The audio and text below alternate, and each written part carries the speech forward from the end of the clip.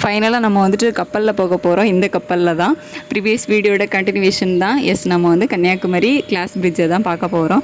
கன்னியாகுமரியில் தான் இருக்கிறோம். போட்டு பல மாதங்கள் வந்து ஆகியாச்சு. இப்போ தான் வந்து ஃபஸ்ட் டைமாக வந்து பார்க்க போட்டில் வந்து பார்க்கும்போது சூப்பராக தான் இருந்துச்சு. திருவள்ளுவர் சிலைக்கு விவேகானந்தர் மண்டபத்துக்கு இடையில தான் அந்த கிளாஸ் பிரிட்ஜ் வந்து போட்டிருக்காங்க. ஸோ நம்மளை வந்து ஃபஸ்ட்டு விவேகானந்தர் மண்டபம் இருக்கிற இடத்துல தான் வந்து இறக்கி விடுவாங்க. ஸோ அங்கேருந்து நம்ம கிளாஸ் பிரிட்ஜ் வழியாக நடந்து தான் திருவள்ளுவர் சிலைக்கு வந்து போகணும். ஸோ ஃபஸ்ட்டு வந்து விவேகானந்தர் மண்டபத்துக்கு ஆப்போசிட்லேயே வந்து கன்னியாகுமரி பகவதி அம்மனோட கால் தடம் இருக்குது. ஸோ அங்கே தான் வந்து நாங்கள் ஃபஸ்ட்டு போனோம். அதுக்கு ஆப்போசிட்டில் விவேகானந்தர் மண்டபம் இருக்குது. ஸோ அங்கே வந்து நம்ம திசையெல்லாம் பார்க்குறதுக்காக எல்லாமே வந்து போட்டு வச்சுருப்பாங்க. அதுக்கப்புறமா நம்ம விவேகானந்தர் மண்டபத்துக்குள்ளே நிறைய பேர் வந்து தியானம் பண்ணிகிட்டு இருப்பாங்க.